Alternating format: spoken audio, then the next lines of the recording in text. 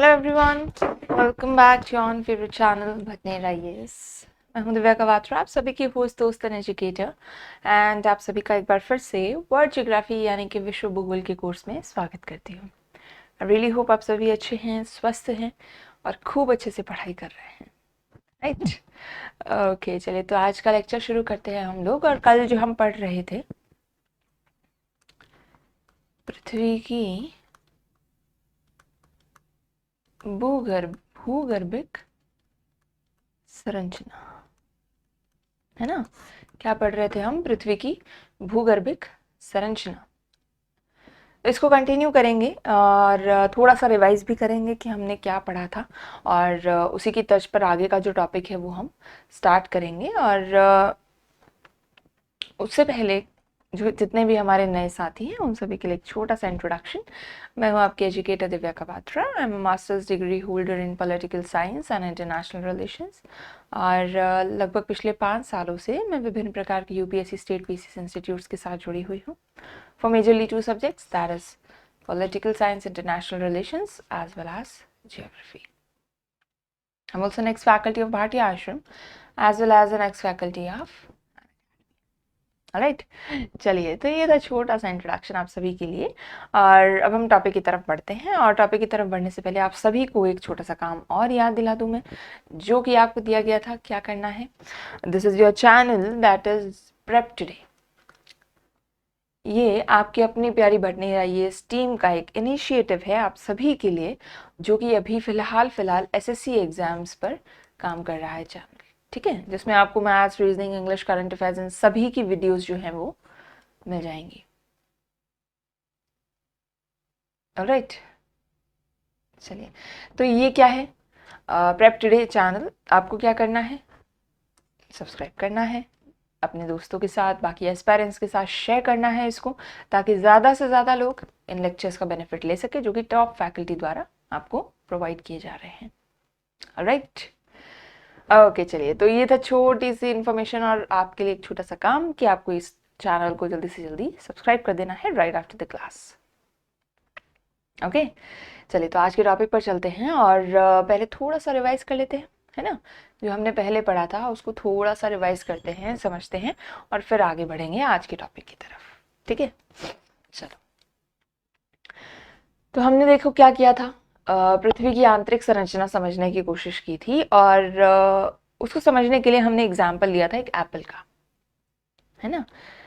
जैसे कि एक एप्पल है, उसके ऊपर एक छिलके की परत होती है, फिर अंदर मेन एप्पल निकलता है, जिसके अंदर भी सेंटर में जाकर थोड़ा हार्ड हो जाता है, फिर बीज वाला जो क्षेत्र है वो आता है। इस प्रकार से बहुत सारी लेयर्स में वो एप्पल बंटा होता है, ठीक है? अंदर से हॉलो नहीं है ना? खाली नहीं है, अंदर इसके ठोस, तरल एटसेट्रा पदार्थ है। खाली नहीं है, हॉलो नहीं है, ये हमने देखा था। अब एप्पल का जितना छिलका होता है उसी प्रकार से अर्थ पर क्या होता है, पृथ्वी पर क्या होता है, एक भूपरपटी होती है, ठीक है? क्या होता है? अर्थ पर भूपरपटी होती है, जिसको हम कहते हैं क्रस्टल भाग, ठीक है? अब अगर एप्पल का छिलका निकाल दिया जाए तो वो क्या हो जाएगा? हमारी भूपरपटी क्रस्टल भाग हो जाएगा। उसके बाद आता है मेंटल, बाह्य क्रोड और आंतरिक क्रोड। ये क्रोड को बाह्य और आंतरिक में क्यों बांटा है ये भी हम समझेंगे, और किस तरह से ये डिवीजन किया गया है वो भी एक एक लेयर कर कर हम लोग समझेंगे। अभी के लिए हमने शुरू किया था कि भाई जो स्ट्रक्चर है वो तो हमारे सामने है, लेकिन इसका पता कैसे चला? क्योंकि हम जानते हैं कि भैया अंदर जाकर देखना तो मुमकिन है नहीं, सही है? अंदर जाकर देखना तो मुमकिन नहीं था, तो ये पता कैसे लगाया हमने? कैसे हमें ये जो संरचना है उसके बारे में जानकारी मिली? तो हमने समझा कि आंतरिक रूप को, आंतरिक संरचना को हम प्रत्यक्ष रूप से तो नहीं समझ सकते। ड्रिलिंग की भी अगर बात कर ले तो ज़्यादा से ज़्यादा मैक्सिमम जो ड्रिलिंग है कोला क्षेत्र की है, आर्कटिक महासागर की, और वो भी 12 किलोमीटर की है सिर्फ, है ना? तो इससे ज़्यादा गहराई पर जाना संभव नहीं था। क्यों संभव नहीं था? ये डायरेक्ट स्टेटमेंट है। क्यों संभव नहीं था? क्योंकि इतनी गहराई पर तापमान बहुत ज़्यादा हो जाता है। इसलिए नहीं कि हमारे पास तकनीक नहीं है वहाँ तक जाने की, या इतना ज़्यादा ड्रिल करने के लिए हमारे पास मशीन्स नहीं है, या अगर आपसे कोई पूछे, आप कहोगे भैया इंडिया में साइंस टेक डेवलपमेंट नहीं है, हमें पता ही नहीं है यहाँ तक कैसे जाना है, हमारे पास औजार नहीं है, हमारे पास मशीन नहीं है, फलाना फलाना। ठीक है, इतने तापमान में सस्टेन कर सके जो ऐसा मेटल ही नहीं है ना हमारे पास, तो मशीन बनाओगे किससे? ऐसा धातु भी तो होना चाहिए जो इतने ज्यादा तापमान पर अपने आप को सस्टेन कर सके और पिघलकर टप टप टप टप ना बह जाए वहां पर। जब वही नहीं है तो मशीनें बनाओगे कहाँ से? तो अप्रॉक्सीमेटली असंभव हो जाता है, क्योंकि तापमान बहुत ज्यादा है। ठीक है, तो इसलिए पृथ्वी के केंद्र तक जाना और निरीक्षण करना ये तो सपने ही है। तो अब ऐसी परिस्थिति में भी अब क्या है, वैज्ञानिकों ने खोज कर दी, बहुत सारी चीजें बता दी, तो देखते हैं कि संसाधन कौन से थे, सोर्सेस कौन से थे जिनके थ्रू उन्होंने ये चीजें पता लगाई, है ना। तो ये कहते हैं कि अप्रत्यक्ष प्रमाण है, कुछ इनडायरेक्ट चीजें हैं जो कि यहां पर काम करती हैं। ठीक है, तो पृथ्वी की आंतरिक संरचना के बारे में हमें अप्रत्यक्ष प्रमाणों यानी कि इनडायरेक्ट सोर्सेस से पता चलता है। अप्रत्यक्ष प्रमाण है कौन कौन से? घनत्व देखा हमने, याद है, डेंसिटी देखी थी। फिर हमने देखा दबाव, प्रेशर, तापमान, टेम्परेचर, उल्कापात, मीटियोराइट्स और भूकंप विज्ञान। भूकंप विज्ञान हम कर रहे थे जिसमें हमने PSL ये वेव्स देखी थी। अब इनका जो प्रॉपर्टीज हैं, कैसे इन वेव्स से हमको सब कुछ पता चलता है, ये हमको आज करना है कि ये वेव्स हमें क्या क्या बताती हैं और कैसे कैसे बताती हैं, है ना। तो इन्हीं के माध्यम से जो विद्वान हैं, हमारे वैज्ञानिक हैं, उन्होंने इस चीज का पता लगाया कि भाई क्या चल रहा है अंदर, कैसे जो सिस्टम है वो बना हुआ है, क्या डिविजन्स हैं, क्या परिस्थिति है। ठीक है, तो हमने एक एक करके सबको समझा था, शॉर्ट में देख लेते हैं कि किस फैक्टर का क्या रोल था। तो स्रोत या प्रमाण जो हमारे पास हैं आंतरिक संरचना को समझने के लिए, उसमें सबसे पहली बात हमने की थी घनत्व या फिर डेंसिटी की। तो पूरी जो पृथ्वी है उसका औसत घनत्व 5.5 है। जब हमने देखा था कि जो सरफेस पर घनत्व होता है वो बहुत कम होता है और सरफेस के नीचे ज्यादा होता है। घनत्व 3 से भी कम है, लेकिन जब हम इंटरनल जाते हैं तो 3 से बहुत ज्यादा हो जाता है। तो क्या देखा था हमने कि ऊपरी परत तो हल्की चट्टानों से बनी है और आंतरिक भाग जो है वो ज्यादा घनत्व वाली चट्टानों से बने हुए हैं। ये कंक्लूजन हमने निकाला था। फिर हमने दबाव का रोल देखा, प्रेशर का रोल देखा कि कोई भी चीज़ है उस पर हम प्रेशर डालते जाएंगे डालते जाएंगे डालते जाएंगे तो वो क्या है कि ज़्यादा से ज़्यादा दब जाएगी। जैसे हमने आटे का एग्जाम्पल लिया था, खुला खुला छोड़ दो तो ऐसा ऐसा है, और इसी को सप्रेस कर दो और अच्छे से दबा दो, बीच में से हवा, एयर, कण सब निकाल दो, तो ये इतना दब कर नीचे आ जाएगा। हाँ, तो ये क्या है? दबाव देना। दबाव देने से क्या होगा, जो इसके कण बिखरे हुए पड़े थे वो सब संकुचित हो जाएंगे, कंट्रैक्शन में आ जाएंगे और एकदम टाइटली पैक होकर यहाँ पर बैठ जाएंगे। तो उसी तरह चट्टानों का हो रहा है। ऊपर वाली चट्टानें नीचे वाली चट्टानों पर दबाव डाल रही थी, वो दबाव क्या कर रहा है, नीचे वाली चट्टानों को डेंस होने पर मजबूर कर रहा है। लेकिन क्या हुआ, आधुनिक प्रयोगों ने हमें बताया कि एक लिमिट तक ही चट्टान का सप्रेशन कर सकते हो आप, एक लिमिट तक ही उसका घनत्व बढ़ सकता है, उसके बाद वो बिखर जाएगी उसके प्रेशर से। ठीक है, हाँ, तो कितना भी दबाव डालो एक लिमिट तक ही क्या है कि वो प्रेशर झेल कर डेंसिटी बढ़ा सकता है। तो ये तो है कि प्रॉपर जो हम कह रहे हैं कि सारा की सारी डेंसिटी इसी प्रेशर की वजह से आई है, वो नहीं है, वो संभव नहीं है। और ये डेंसिटी कैसे आई फिर? ये डेंसिटी आती है क्योंकि इनका जो निर्माण ही है वो ऐसे धातुओं से, ऐसे पदार्थों से हो रखा है जो अपने आप में बहुत ज़्यादा हैवी और डेंस हैं, जैसे कि लोहा और निकल, नीफे, निकल एंड फेरस, नीफे।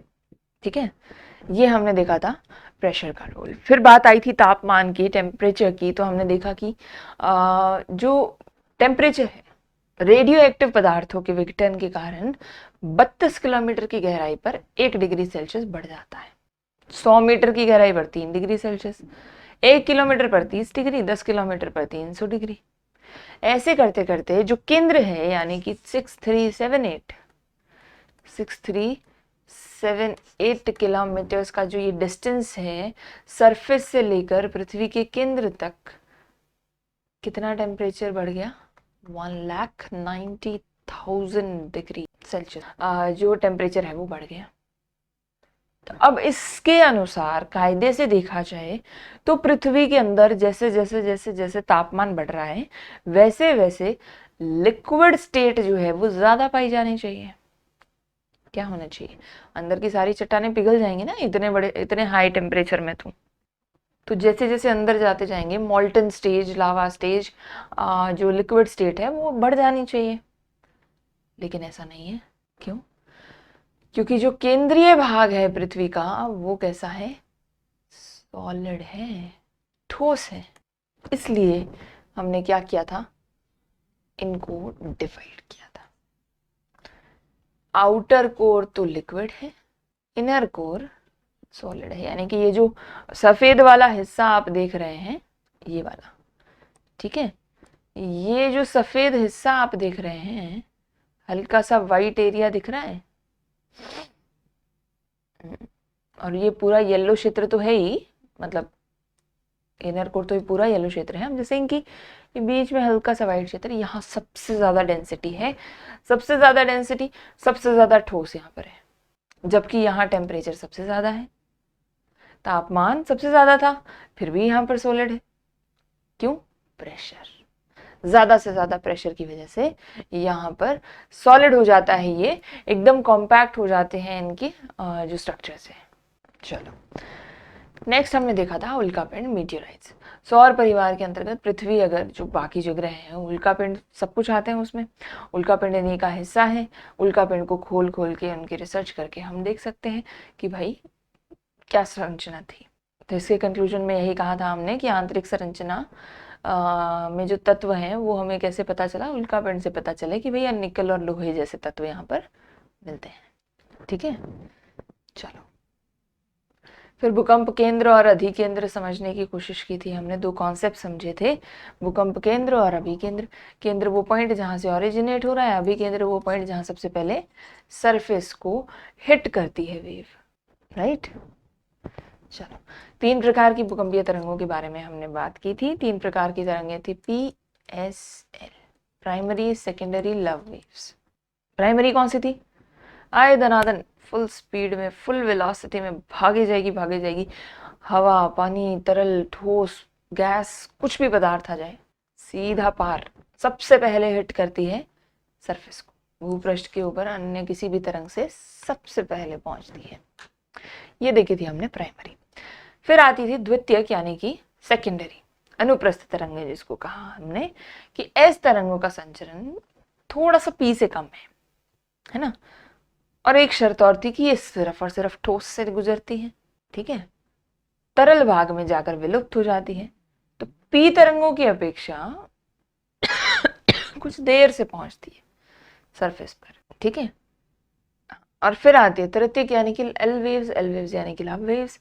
ये संचरण क्या है? पी और एस दोनों से काफी कम था और भूकंप के अधिकेंद्र से उत्पन्न होकर आगे बढ़ती है और धरातल पर एकदम सीमित रहती है, बहुत ज्यादा फैलाव नहीं है। ये हमने मोशन देखा था पी और एस वेव्स का, कैसे हो रहा है मोशन। और देन हमने देखा था एल वेव्स, लव वेव्स, और उसके साथ साथ रेले वेव्स भी देखी थी जो कि इंटरनल स्ट्रक्चर ही है, उसको अभी हमने बहुत ज्यादा डिटेल में स्टडी नहीं करना है। ये लव वेव्स का मोशन था, हार्ट बीट जैसा, है ना। चलिए, तो फिर हमने देखा कि ये भूकंपीय तरंगों से पृथ्वी की आंतरिक संरचना की जानकारी कैसे मिलती है। तो हमने देखा था कि जो अधिकेंद्र से इंफॉर्मेशन हमको आ रही है या जो भूकंपीय तरंगे हैं उनका निरीक्षण किया जाए तो चट्टानों के घनत्व का, ठोस कहाँ है, तरल कहाँ है, इन सारी चीज़ों की इंफॉर्मेशन हमको मिलती है। आंतरिक तत्वों के जो भिन्नता है वो हमको समझ में आती है और आंतरिक भाग की संरचना घनत्व वाली है ये भी समझ में आता है, ठीक है। यहां तक हमने कल समझा था और देखा था कि भाई ये क्या है, और कैसे इसका सेटअप जो है वो बना है। अब आते हैं आगे आज के टॉपिक पर और बात करते हैं पी तरंग की गति दिशा पर। जब देखो बहुत ज़्यादा गहराई हो जाती है, बहुत ज़्यादा गहराई में गुजरने पर तरंग को वक्राकार मार्ग लेना पड़ता है। कैसे? अगर गहराई ज़्यादा है तो ये ऐसे निकलेंगी, वक्राकार हो जाएंगी। इससे पता चलता है कि भाई आंतरिक परतों की जो रासायनिक संरचना है वो एक जैसी नहीं है। कहीं पर बेचारी वेव सीधी आ रही हैं तो कहीं पर इनको एकदम घूम कर यूँ टेढ़े आना पड़ रहा है, एकदम पूरा यूँ कट मार के आना पड़ रहा है ना। ये सब क्यों हो रहा है? क्योंकि आंतरिक संरचना सेम नहीं है। बेचारी वेव्स को सेम जो टेक्सचर है वो ढूंढने के लिए इधर उधर ट्रैवल करना पड़ता है ना। तो भूकंपीय तरंगों की जो वक्राकार गति है उससे क्या है कि देखो तरंग गहराई तक जाने के बाद धरातल की ओर लौट आती है और फिर धरातल से आंशिक रूप से गहराई की ओर वापस परावर्तित हो जाती है। आएगी, हिट करके थोड़ा सा वापस चली जाएगी। सरफेस है, वेव आई, हिट किया, थोड़ा सा परावर्तित हो गई, वापस चली गई, रिफ्रैक्ट हो गई। ठीक है। तो अब जो परिवर्तित भूकंपीय तरंगे हैं, ये जो चेंज हो जाती हैं, उनके बारे में देखा जाए तो एस तरंगे अधिकेंद्र से 120 डिग्री की दूरी पर खत्म, लुप्त। कैसे होता है ये समझेंगे डायग्राम से, थोड़ा सा देख लीजिए पहले। ठीक है। तो एस तरंगे क्या है, अधिकेंद्र से 120 डिग्री की दूरी पर लुप्त हो जाती है। तो पृथ्वी के केंद्रीय भाग में क्या हो रहा है, एस तरंगे अनुपस्थित रहती है, जबकि पी तरंगे तो बहुत ही मंद पड़ जाती है, बिल्कुल स्लो हो जाती है। क्यों हो रहा है ऐसा? अब देखो एस तरंगों का जो सिद्धांत है वो क्या है कि वो तरल भाग में तो जाएगी नहीं। तो तरल भाग में नहीं जाने का मतलब है, ये जब स्टार्टिंग ही इसकी ऐसी हो रही है तो हम समझ सकते हैं कि यहाँ पर तरल भाग है, पृथ्वी के केंद्रीय भाग तरल अवस्था में है, तभी तो यहाँ पे नहीं आ रही। ठीक है। तो इसी आधार पर जो ओलहम था, इन्होंने कहा कि 2900 किलोमीटर की गहराई के बाद पृथ्वी का केंद्रीय भाग तरल हो जाता है। और पी तरंगे भी मंद क्यों पड़ती हैं? क्योंकि तरल हो जाता है।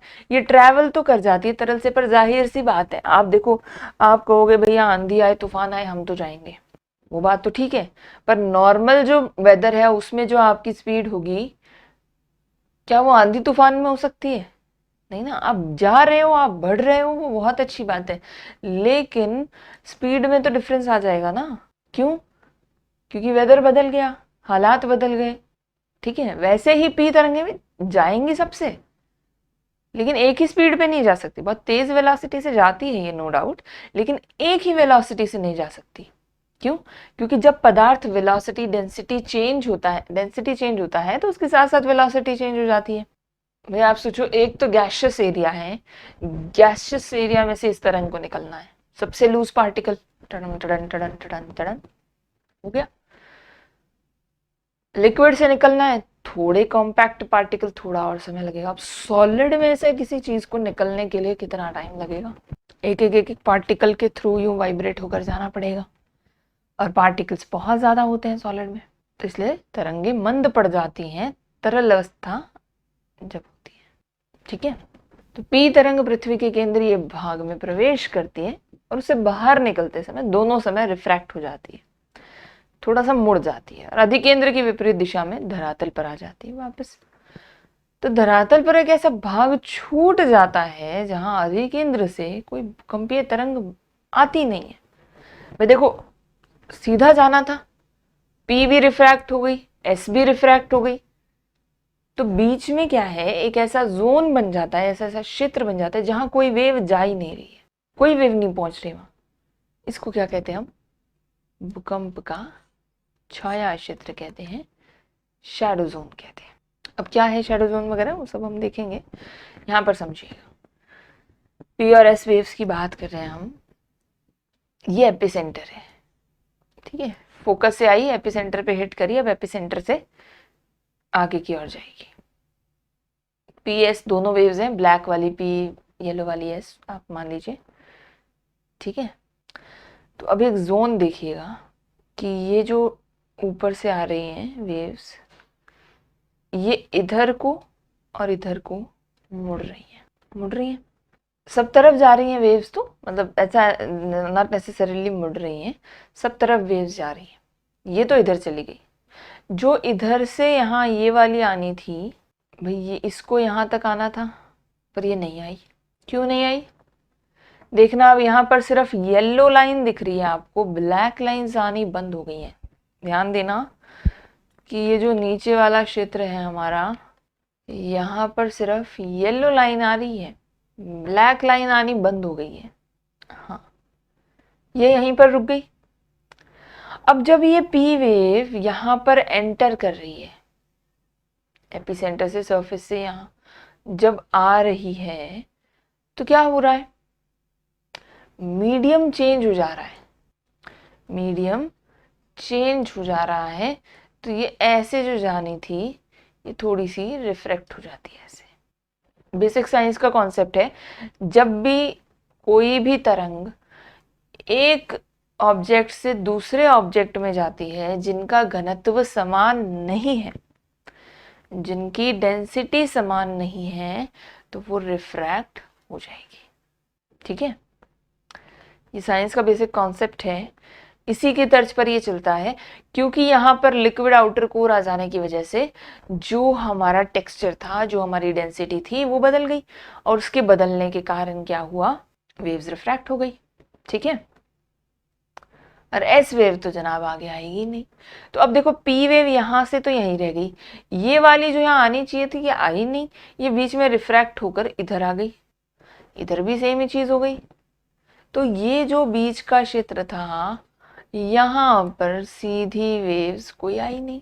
समझ रहे हो कि यहाँ इस रीजन में मिस हो जाती हैं वेव्स, और यही क्या है?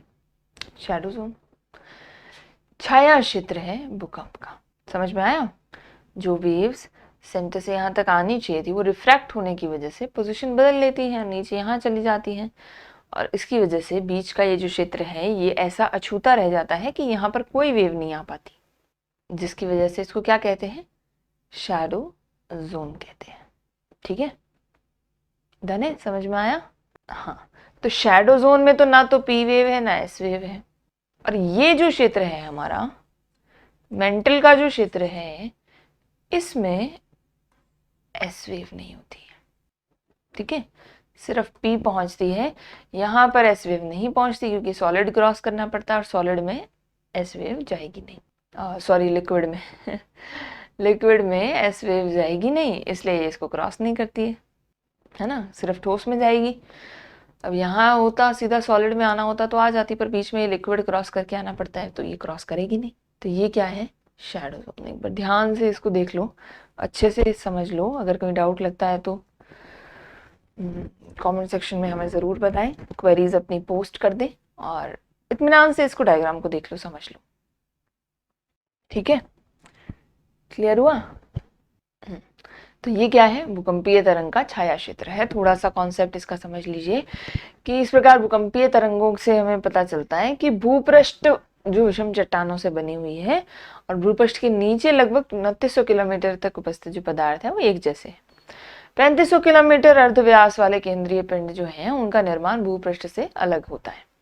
ठीक है, वो बिल्कुल सेपरेटली बनती हैं, और केंद्रीय भाग का जो मतलब मेन ऊपर जो हिस्सा है वो तो तरल अवस्था में है। जो हम कोर की बात करते हैं, एकदम सेंटर की बात करते हैं, लेकिन जो अंदर का हिस्सा है वो क्या है? एकदम ठोस है। तो जितना ज़्यादा गहराई के साथ भूकंपीय तरंगों की गति जो है वो निरंतर वृद्धि के उसमें रहती है, बढ़ती जाती है। ठीक है, तो अलग अलग माध्यमों में अलग अलग स्पीड से ट्रैवल करती है। ये एस का शैडो जोन है, ये पी का शैडो जोन है। ठीक है, अब देखना ये कैसे हुआ। यहाँ पर पी और एस दोनों नहीं है, यहाँ पर भी पी और एस दोनों नहीं है, यहाँ पर सिर्फ एस नहीं है। अब इमेजिन करना, क्या यहाँ से लेकर यहाँ तक एस वेव का नामो निशान खत्म है? तो ये पूरा का पूरा क्या हो गया? एस वेव का शैडो जोन हो गया। पी का शैडो जोन तो ये इतना इतना है, एस का ये पूरा का पूरा क्षेत्र है। ठीक है, तो एक स्टेटमेंट कि एस वेव्स का शैडो जोन पी वेव्स से बड़ा होता है, ज्यादा होता है। स्टेटमेंट सीधी सीधी एग्जाम में। डन है? बिल्कुल ज्यादा होता है, यहाँ से लेकर यहाँ तक पूरा है। इसमें क्या होता है, इतना ही क्षेत्र आता है। ये क्या है, शैडो जोन्स। ठीक है, पी और एस वेव के शैडो जोन्स। अब क्या होता है कि बहुत सारे जो हमारे वैज्ञानिक हैं उन्होंने अपना अपना एक मत दिया है। ठीक है, कि जो आंतरिक संरचना है उससे संबंधित अलग अलग विद्वानों ने अपना अपना मत दिया है कि क्या होता है। स्वेस है, डेली है, जेफ्रीज है, होम्स है, ग्रैश है। तो इन सब विद्वानों ने अपने अपने विचार प्रकट किए। कुछ की बातें लगभग समान है और कुछ अलग अलग बातें करते हैं, और अलग अलग संकेंद्रीय परतों या डेंसिटी की विभिन्नताओं के हिसाब से इन्होंने नई नई थियरीज निकाली हैं। सभी जो भूवैज्ञानिक केंद्रीय पिंड को ठोस बताते हैं। ठीक है, एक चीज कॉमन है इनमें, क्या है कि केंद्रीय पिंड जो है, सेंटर जो है, सेंट्रल कोर जो है हमारा, वो सबने सॉलिड बताया है। ये चीज हमारे को कॉमन मिलती है। ठीक है, बस परतें कितनी हैं, मोटाई कितनी है, ये सारी चीजें मतलब किससे बनी है, इनमें बेसिक डिफरेंस आता है। तो सबसे पहला मत हम पढ़ते हैं एडवर्ड स्वेज का। ठीक है, सबसे पहला मत पढ़ते हैं कि एडवर्ड स्वेज इसके बारे में क्या कहते हैं। ये सबसे ज्यादा प्रमाणित मत है, ऑस्ट्रेलियाई भूगर्भ वैज्ञानिक है एडवर्ड स्वेज, इन्होंने दिया था, सबसे ज्यादा प्रमाणित है, सबसे ज्यादा एक्सेप्टेड है। इन्होंने रासायनिक संरचना के हिसाब से क्या कहा था कि पृथ्वी की परतों को 3 भाग में बांट दिया। ठीक है, तो भूपृष्ठ के ऊपर जो भाग है वो तो तलछटी, अवसादी, चट्टानें और वो सबसे बना है। ठीक है, जिसका गहराई, घनत्व सब कुछ बहुत कम है, कुछ ज्यादा नहीं है। ठीक है, हाँ, तो ये कहाँ बनी है, जो नीचे आग्नेय चट्टानों की ताहें हैं। आग्नेय चट्टानों की ताहें मतलब, क्योंकि जो इनिशियली तो सिर्फ आग्नेय चट्टानें थी, वो आग्नेय चट्टानें टूटती हैं, उनके जो कंकर हैं वो ट्रैवल करते हैं, इरोजन होता है, अपर्दन होता है, फिर ये जाकर कहीं इकट्ठे होते हैं और नई चट्टान बनाते हैं। तो जहाँ बनाएंगे वहां भी कहीं ना कहीं आग्नेय चट्टान का आक्षेप होगा। यहाँ पर तो आग्नेय चट्टान थी ही, जितना टूट गया टूट गया, इतना मान लो बच गया, अब कोई दूसरी चट्टान आकर इसके ऊपर बन जाएगी। तो बेस जो है मोस्टली हमारे पास किसका है, इग्नियस रॉक्स का है, आग्नेय चट्टानों का है। जहाँ तक नीचे की आग्नेय चट्टानें अलग अलग रूप से ऊपर तलछटी चट्टानों में प्रवेश कर जाती हैं। ठीक है, या फिर उनके ऊपर ही आ गई हैं। तो अब जो स्वेज महोदय हैं, बेसिक ये चीज उन्होंने बताई, और उसके बाद जो तलछटी चट्टानों की जो हिस्से हैं उनको 3 परतों में बांटा है। तलछटी चट्टानों के नीचे जो पृथ्वी बची है उसको हमने 3 भागों में बांट दिया, ऊपरी परत, मध्यवर्ती परत और सबसे भीतरी परत। कितना, 3। ठीक है, सबसे ऊपरी परत को कहा गया सियाल। स्वेज ने सबसे जो ऊपरी परत थी उसको क्या कहा, सियाल कहा। मध्यवर्ती परत को स्वेज ने क्या कहा, सीमा कहा। और सबसे अंदर वाली जो भीतरी परत है उसको क्या कहा, नीफे। ठीक है, सियाल, सीमा, नीफे। नीफे की अभी हमने बात की थी, निकल और फेरस, है ना, लोह और निकल की हमने बात की थी, मैंने आपको नीफे तब बताया था, यही है वो। ऊपरी परत, मध्यवर्ती परत और सबसे भीतरी परत, सियाल, सीमा, नीफे। ठीक है, समझते हैं कि ये क्या है। तो स्वेज द्वारा जो पृथ्वी की आंतरिक संरचना का वर्णन किया गया उसके अनुसार सबसे पहली जो चीज है वो हमारे पास सियाल है। तलछटी जो चट्टानें हैं हमारी, उसके नीचे जस्ट जो परत मिलती है उसमें मुख्यतः क्या क्या मिलता है हमको, ग्रेनाइट चट्टानें पाई जाती है।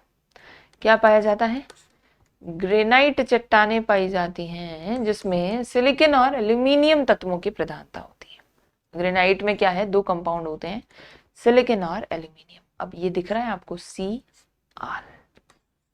सियाल बन गया। तो इसमें क्या है, अम्लीय पदार्थों की प्रधानता होती है, एसिडिक पदार्थों की प्रधानता होती है। घनत्व जो है लगभग 2.7 से 2.9 तक का रहता है, और गहराई जो है 50 से 300 किलोमीटर की होती है। तो महाद्वीपों की रचना इसी सियाल से मानी जाती है। महाद्वीप जो बने थे इसी सियाल भाग से बने थे। ठीक है, ये सियाल ग्रेनाइट चट्टानें, जिसका मेन कंपोजिशन है सिलिका और एल्यूमिनियम, और 2.7 और 2.9 से लेकर 2.9 तक की डेंसिटी है, घनत्व है, और 50 से 300 किलोमीटर की गहराई है, ये सियाल। सेकंड आता है हमारे पास सीमा। सियाल के नीचे की जो परत है वो मुख्यतः बेसाल्ट पाया जाता है, पर वहां ग्रेनाइट था, यहाँ पर बेसाल्ट है, जिसमें क्या हो रहा है, सिलिकॉन और मैग्नीशियम मिलता है। सिलिकॉन और एल्यूमिनियम ग्रेनाइट में, सिलिकॉन और मैग्नीशियम बेसाल्ट में। ठीक है, तो इन दोनों के भी फर्स्ट लेटर्स मिला दिए जाएं तो सीमा। इसी परत में क्षारीय पदार्थों की अधिकता होती है। अम्लीय पदार्थ थे वहां पर, यहाँ कौन से हैं? क्षारीय पदार्थ, बेसिक एलिमेंट्स होते हैं, एसिडिक ना होकर। घनत्व 2.9 से 4.7, वो 2.7 से 2.9 था, अब ये आगे बढ़ रहा है 2.9 से 4.7 तक। गहराई 1000 से 2000 किलोमीटर है, वो 50 से 300 थी, ये 1000 से 2000 तक मानी जाती है।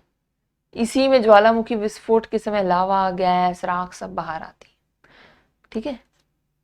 सियाल से तो क्या हुआ था? महाद्वीपों का निर्माण। सीमा से क्या होता है?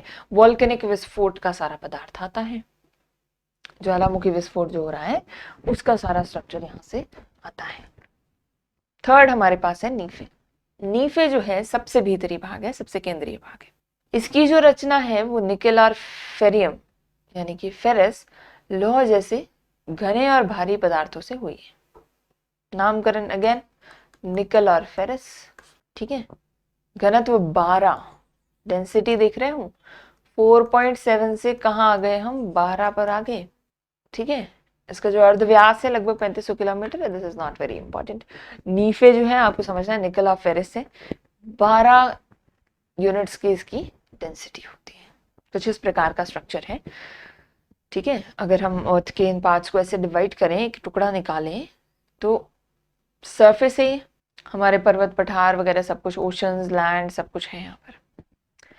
ठीक है। ये क्रिस्टल भाग हो गया 10 से 100 किलोमीटर के जो थिकनेस का है। फिर मेंटल है और कोर है। ये क्रस्ट, मेंटल, कोर। कोर में आउटर और इनर दोनों है।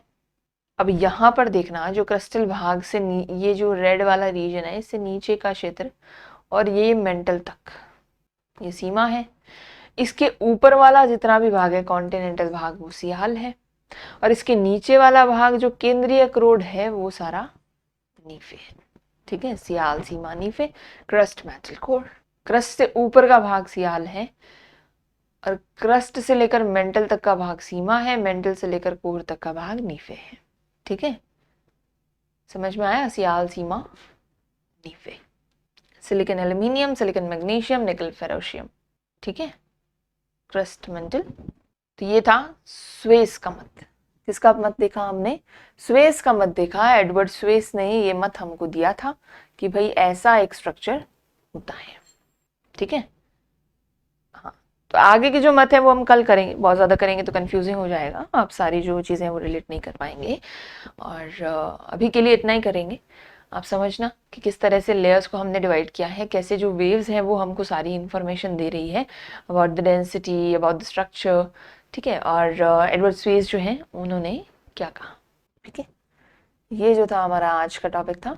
और अब हम मिलेंगे नेक्स्ट क्लास में। ठीक है। एक बार फिर से आप सभी को याद दिला दूं, जाते जाते आप सभी को क्या करना है, सब्सक्राइब कर लेना है इस चैनल पे।